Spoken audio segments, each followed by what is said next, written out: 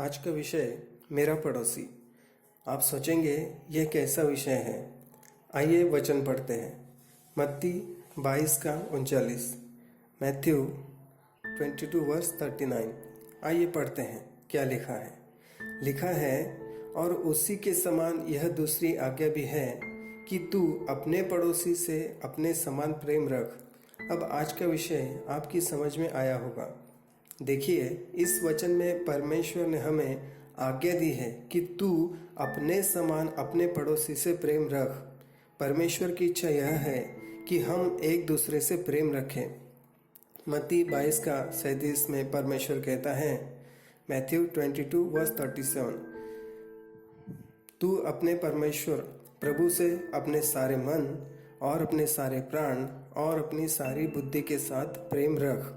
यही वचन आपको मरकुस 12:30 और 31 में भी मिलेगा। देखिए, जो परमेश्वर की आज्ञा मानता है वो परमेश्वर से प्रेम करता है। हमारे पिछले वीडियो में वचन में हमने इस बात को सीखा था, और हम परमेश्वर की आज्ञा मानने में, वचन के अनुसार चलने में हमें खुशी मिलती है। जैसे भजन 40:8 में लिखा है, हे मेरे परमेश्वर, मैं तेरी इच्छा पूरी करने से प्रसन्न हूँ। इसलिए हमें हमारे पड़ोसी से प्यार करने की, हमारे पड़ोसी से प्रेम करने की परमेश्वर की आज्ञा माननी चाहिए। इस आज्ञा को मानना हमारे लिए अच्छा है। लेकिन क्यों? क्योंकि इस संसार में और आज के दिनों में हम देखते हैं कि हर कोई अपने ही बारे में सोच रहा है। दूसरों के बारे में सोचने के लिए किसी के भी पास समय नहीं है। क्यों समय नहीं है? जवाब है चिंताएं, टेंशन्स। कई तरह के टेंशन आज सबके जीवन में है। किसी को नौकरी की चिंता है, किसी को बीमारी है, किसी को बीमारी की चिंता, किसी को बच्चों की चिंता सताती है, तो किसी को बिजनेस की। और इन सब में परमेश्वर के बारे में या फिर किसी और के बारे में सोचने का समय ही नहीं मिलता है ना। अब 2 तीमुथियुस 3 अध्याय वचन 1 से 4 तक लिखा है, यीशु मसीह ने भविष्यवाणी की, बहुत से लोग एक दूसरे का विश्वासघात करेंगे, एक दूसरे से घृणा करेंगे, और आगे लिखा है, बहुतों का प्रेम ठंडा पड़ जाएगा। इस वचन में कुछ लोगों के लिए कहा है, सब लोगों के लिए नहीं कहा, क्योंकि परमेश्वर जानता है कि उसकी आज्ञा पर चलने वाले लोग हैं और हमेशा रहेंगे। लय व्यवस्था 19:34 कहता है, जो परदेशी तेरे संग रहे उससे अपने ही समान प्रेम रखना। तो हमारा पड़ोसी कौन है? परमेश्वर अपने वचन में कौन से पड़ोसी के बारे में कह रहा है? तो मेरे प्रियो, याद रखना, परमेश्वर प्रेम है और वो हमें हर बात में प्रेम करना सिखाता है। वो कहता है, तू अपने शत्रुओं से प्रीति रख। हमारा परमेश्वर हमें शत्रुओं से प्रेम रखना सिखाता है। तो प्रियो, कौन है हमारा पड़ोसी? जवाब है, इस संसार का वो हर एक व्यक्ति जो दुख में है, जो बीमारी में है, जो किसी न किसी समस्या में है। जो कोई भी व्यक्ति हमें किसी भी समस्या में पड़ा हुआ नजर आता है, किसी को भी हम किसी समस्या में या फिर संकट में पड़ा हुआ देखते हैं, और अगर हम उसकी मदद कर सकते हैं तो तुरंत हमें जाकर उसकी मदद करनी चाहिए, एक पड़ोसी के समान। देखिए, हमें सिर्फ हमारे परिवार के लिए या हमारे मित्रों के लिए या रिश्तेदारों के लिए, इन सब के लिए ही नहीं, पर हर किसी से, सबसे प्रेम करना है। जैसे परमेश्वर हमसे कहता है, हमें हर एक व्यक्ति को अपना पड़ोसी मानकर चलना है। यीशु मसीह ने पड़ोसी से प्रेम रखने के लिए पहाड़ी उपदेश में कहा था।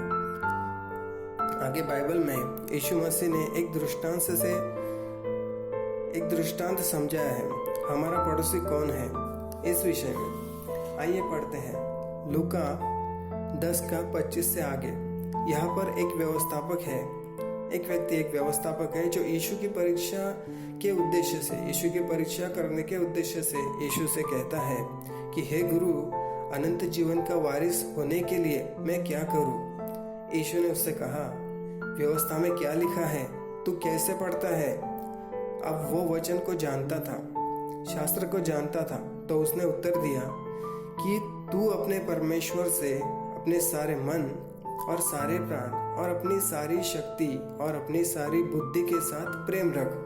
तब यीशु उससे कहता है, तूने ठीक उत्तर दिया, उसने सही कहा था। इसलिए यहाँ पर यीशु उसके उत्तर से सहमत होते हैं। लेकिन वो यीशु को यह बताना चाहता था, यह दिखाना चाहता था कि मैं शास्त्र को बहुत अच्छी तरह से जानता हूँ और मैं कितना धर्मी हूँ।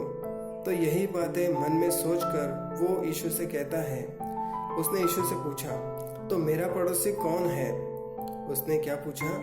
उसने पूछा, मेरा पड़ोसी कौन है? इस पर यीशु ने उसको क्या उत्तर दिया? आइए पढ़ते हैं। अब आगे यीशु ने उसको एक कहानी, एक दृष्टांत सुनाया।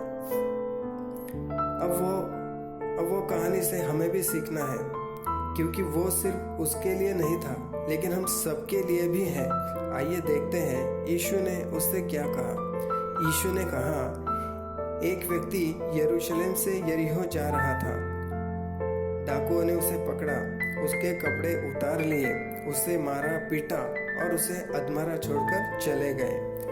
अब यहाँ पर हो सकता है कोई वहाँ से जा रहा होगा, या फिर वहाँ पर किसी ने ये सब देखा होगा, या फिर कोई देख रहा होगा, लेकिन कोई उसे बचाने नहीं आया। आगे यीशु कहते हैं, उस मार्ग से एक याजक जा रहा था। उसने उसे देखा और कतरा कर चला गया। देखा कौन जा रहा था? वहां से एक याजक जा रहा था, लेकिन एक याजक होते हुए भी उसने उस यात्री की मदद नहीं की। फिर आगे यीशु कहता है कि एक लेवी वहां से गुजरता है और वो भी उस याजक की तरह देखकर वहां से निकल जाता है। अब याजक ने देखा, लेवी ने देखा, लेकिन दोनों उसकी मदद किए बिना वहां से चले जाते हैं। देखा? आगे यीशु कहता है, परंतु एक सामरी यात्री वहां आता है। अब सामरी यात्री, उस वक्त में लोग सामरियों से संबंध नहीं रखते थे और वो लोग अलग रहते थे। जैसे एक जगह पर यीशु मसीह सामरी स्त्री से मिलते हैं और उससे पानी मांगते हैं, तो वो कहती है कि तू यहूदी होकर एक सामरी स्त्री से पानी क्यों मांगता है ना? चलिए आगे चलते हैं। आगे यीशु मसीह ने कहा, एक सामरी वहाँ आता है और वो उस पर तरस खाता है। उसे अधमरी हालत में पड़े हुए व्यक्ति को देखकर उसे तरस आता है। वो सोचता है अगर इसकी मदद ना की तो ये मर जाएगा। तब वो सामरी उसके पास आकर उसके घावों पर तेल लगाता है और दाखरस ढालकर उसे पट्टियां बांधता है और उसे ले जाकर उसकी सेवा करता है।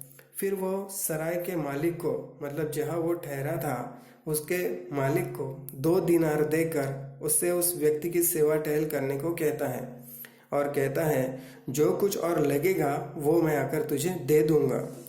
अब यीशु उस व्यवस्थापक से कहता है, अब वो याजक, वो लेवी और वो सामरी यात्री, इनमें से कौन उसका पड़ोसी ठहरा जिसको डाकुओं ने मारा था? उसने उत्तर दिया, वही जिसने उस पर दया की। और यीशु आगे कहते हैं, यीशु ने कहा, जा तू भी ऐसा ही कर। क्या कहा यीशु मसीह ने? जा तू भी ऐसा ही कर।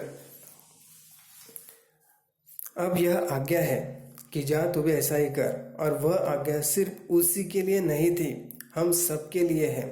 तो प्रियो, इस जगत में हर व्यक्ति, फिर वो हमारे जान पहचान वालों में से नहीं हो तो भी, अगर वो किसी संकट में है तो हमें उसकी मदद करनी चाहिए। यही तो परमेश्वर की आज्ञा है कि तू अपने समान अपने पड़ोसी से प्रेम रख। प्रियो, ऐसे कई और वचन हैं बाइबल में जो प्रेम प्रीति के बारे में सिखाते हैं, अपने पड़ोसी से प्रेम रखने के बारे में सिखाते हैं। हमें वचन पढ़ते रहना चाहिए और वचनों के अनुसार जीवन जीने का प्रयत्न करना चाहिए। आमीन।